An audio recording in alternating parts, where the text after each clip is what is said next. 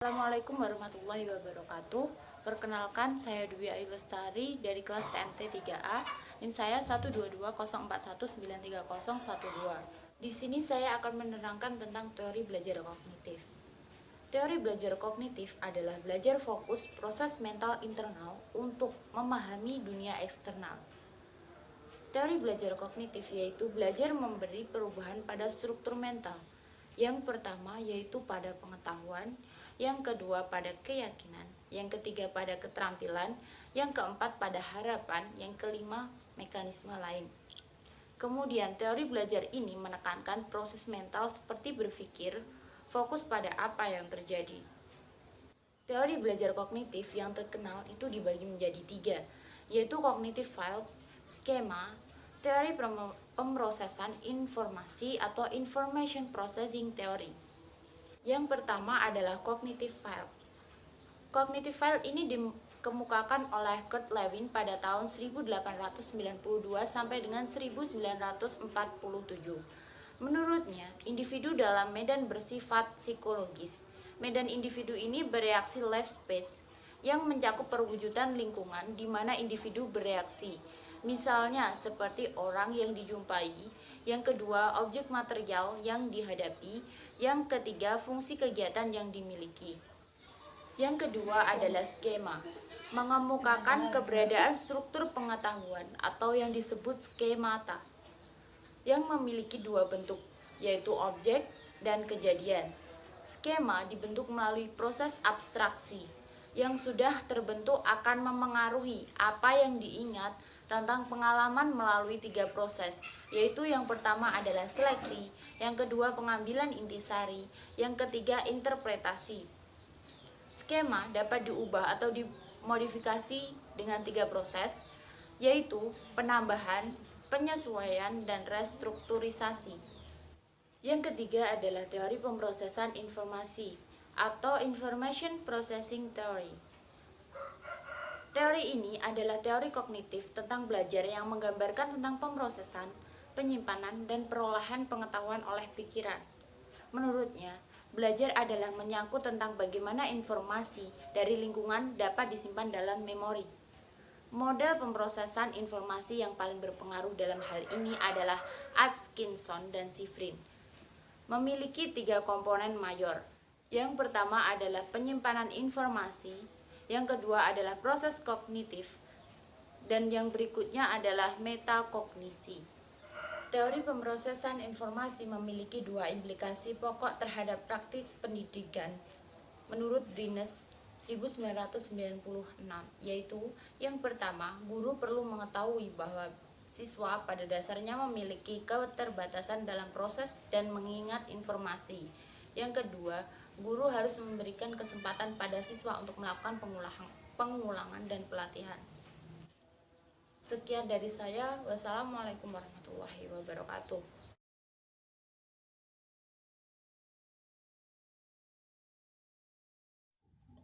Halo, Assalamualaikum teman-teman.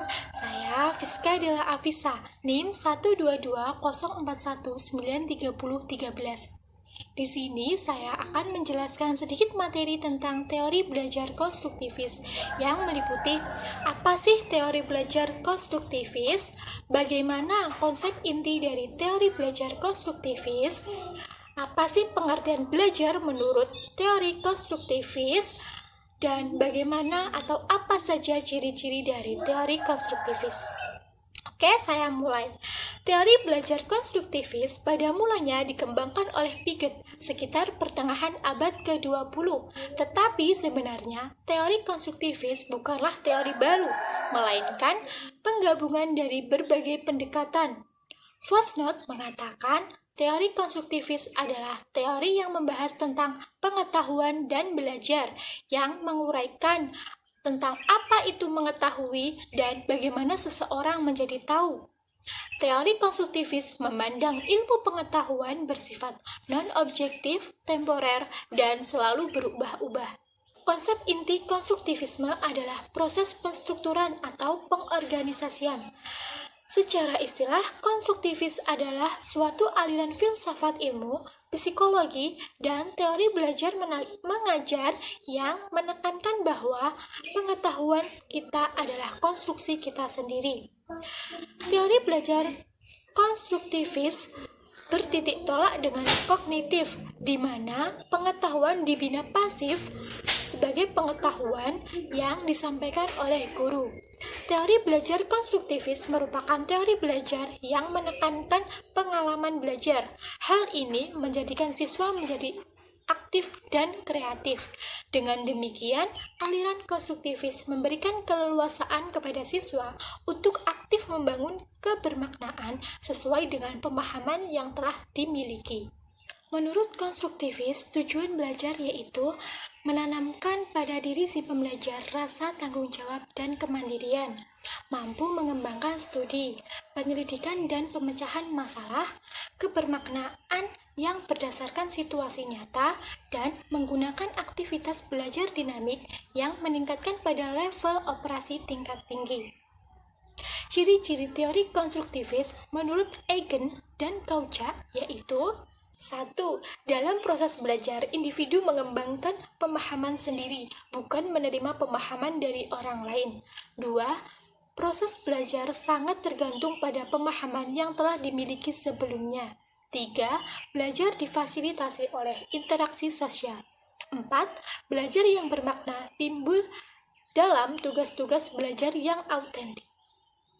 Terdapat dua pandangan yang paling mendominasi dari pandangan konstruktivis, yaitu teori individual kognitif konstruktivis dan sosial kultur konstruktivis.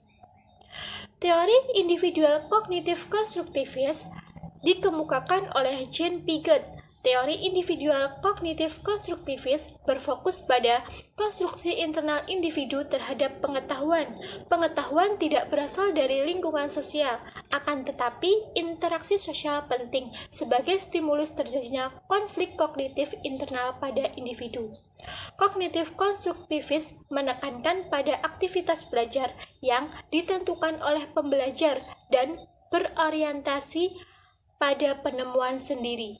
Yang kedua, teori sosial kultur konstruktivis. Teori ini dikemukakan oleh Lev Vygotsky. Teori ini berpandangan bahwa pengetahuan berada dalam konteks sosial. Karenanya, ditekankan pentingnya bahasa dalam belajar yang timbul dalam situasi sosial yang berorientasi pada aktivitas.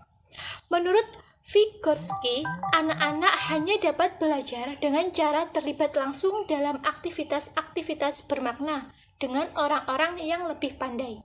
Dengan berinteraksi dengan orang lain, anak memperbaiki pemahaman dan pengetahuan mereka dan membantu membentuk pemahaman tentang orang lain.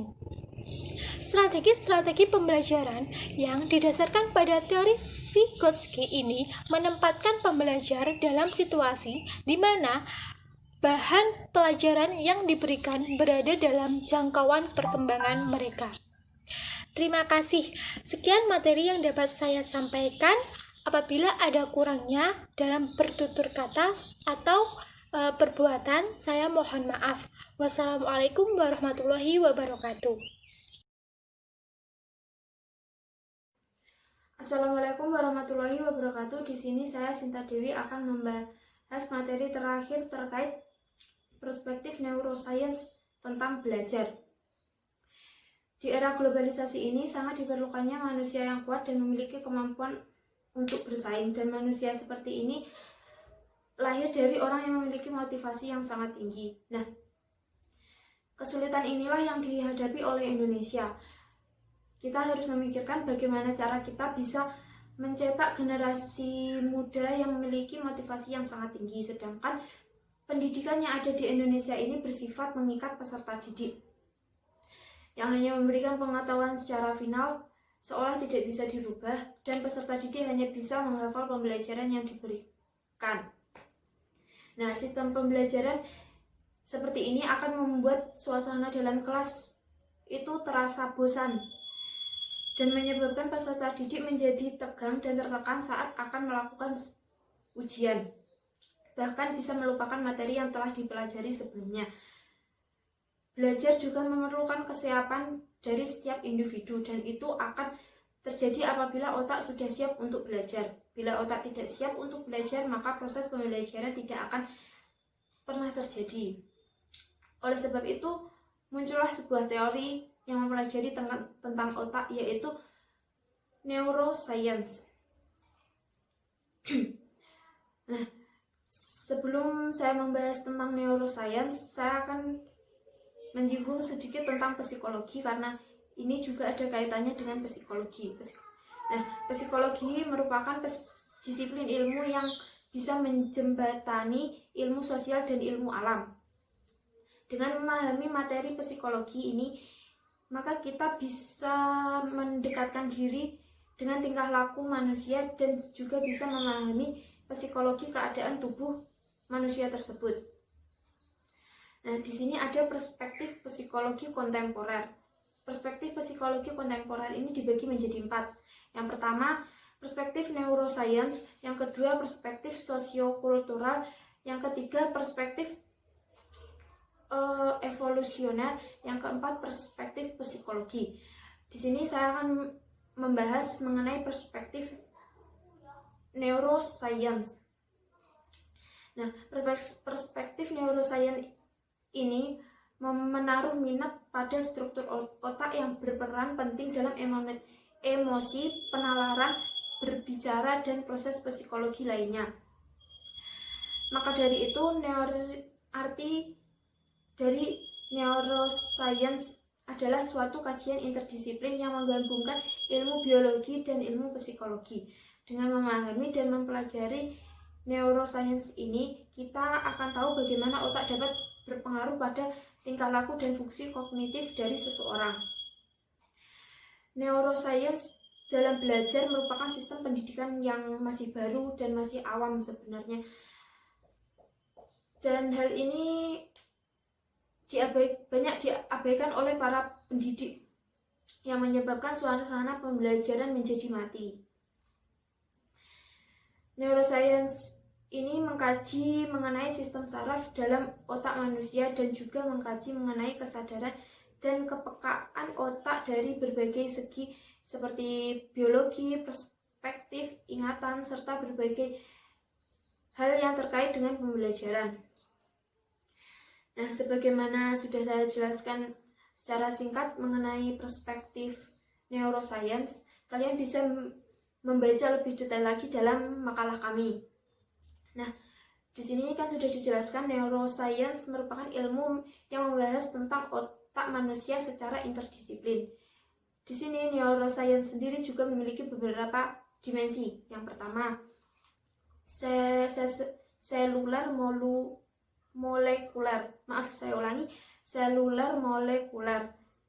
Nah, kajian ini mempelajari mengenai sel saraf tentang bagaimana mereka melakukan fungsi-fungsi spesifik yang berbeda satu dengan yang lainnya untuk menghasilkan berbagai perilaku yang kompleks, mengaitkan dengan emosi dan rasio.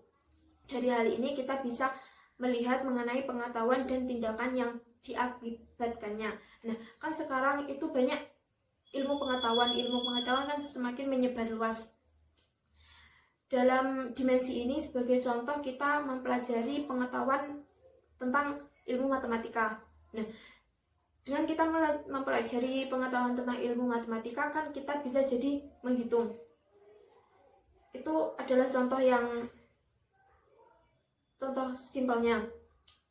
Jadi pengetahuannya adalah matematika dan tindakan yang diakibatkan dari pengetahuan matematika itu sendiri adalah kita bisa menghitung. Seperti itu contoh singkat dari selular molekuler.